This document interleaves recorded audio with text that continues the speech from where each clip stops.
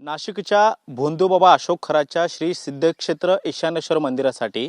राज्य सरकारच्या पर्यटन विभागाने 31 मार्च 2018 रोजी जवळपास 1,05,00,000 रुपयांचा निधी वितरित केलेला होता आणि या मंदिराच्या संपूर्ण परिसराच्या सुशोभीकरणासाठी त्याचबरोबर वेगवेगळ्या कामांसाठी हा निधी मंजूर करण्यात आलेला होता। त्याचा तपशील जर आपण पाहिला तर कुठल्या कामासाठी किती लाख रुपये किंवा किती कोटी रुपये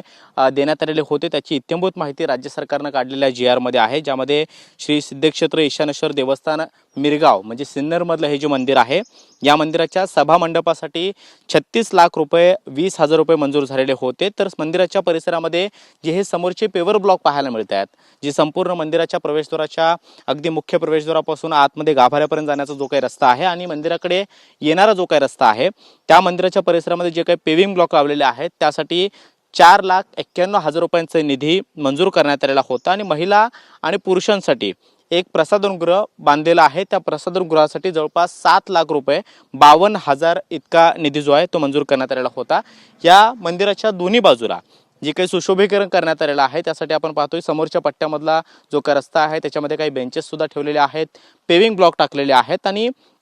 बाजूला जे काही लँडस्केपिंग आणि गार्डनिंग म्हणजे उजव्या आणि डाव्या बाजूला जे काही झाडं झुडपं लावलेली आहेत, ही आकर्षक अशी दिसणारी सुंदर दिसणारी जी काही झाडं आहेत त्यासाठी सुद्धा 4,38,000 रुपयांचा निधी मंजूर करण्यात आलेला होता। आणि मंदिराचं हे मुख्य प्रवेशद्वार आपण पाहतोय, मुख्य गेट आपण पाहतोय, इथून या मंदिरामध्ये प्रवेश केला जातो आणि मंदिराच्या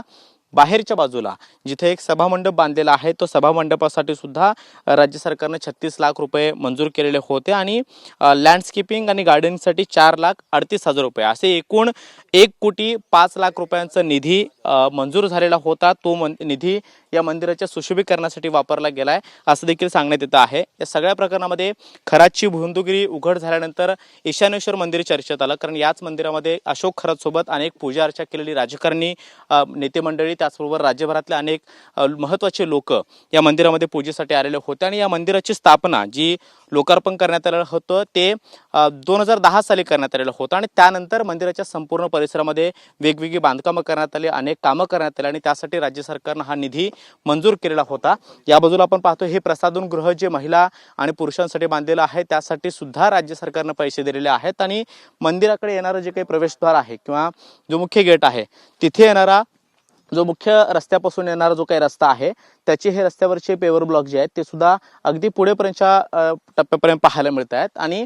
या बाजूला हा अत्यंत महत्त्वाचा असणारा शिवनिका संस्थांचा या मंदिराच्या बाहेर असणारा सांस्कृतिक हॉल जो आहे तो सुद्धा आपल्याला पाहायला मिळतोय। हा सुद्धा सुसज्ज असा हॉल बांधण्यात आलेला होता, ज्या हॉलसाठी 36 लाख रुपये खर्च करण्यात आलेले आहेत असं देखील सांगण्यात आलेलं आहे। असे वेगवेगळ्या कामांसाठी एकूण 1,05,83,000 रुपये राज्य सरकारनं 31 मार्च 2018 साली पर्यटन विभागाचे मंत्री असणारे जयकुमार रावल यांच्या विभागानं मंजूर केलेले होते आणि त्याच्यानुसार हे सगळे पैसे या अशोक खराचे जे काही ईशानेश्वर मंदिर आहे सिन्नर मधलं त्या मंदिराच्या वेगवेगळ्या कामांसाठी वापरण्यात आलेले होते। हा GR समोर आल्यानंतर आता महायुती सरकारनं सुद्धा अशोक खराच्या या मंदिराला हा निधी देऊन मदत केलेली होती आणि महाविकास आघाडीच्या काळामध्ये सुद्धा पाण्याची लाईन जोडून सुद्धा मदत करण्यात आलेली होती आणि त्यामुळं याची देखील चर्चा जी आहे ती आता वेगवेगळ्या माध्यमातून निघताना पाहायला मिळते आहे। कॅमेरामन योगेश सावंत सोबत मी कृष्णा सोनारवाडकर, TV9 मराठी, सिन्नर, नाशिक।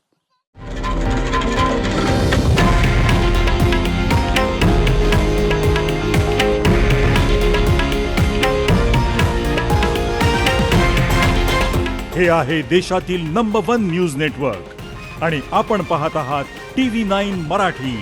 एकमेव।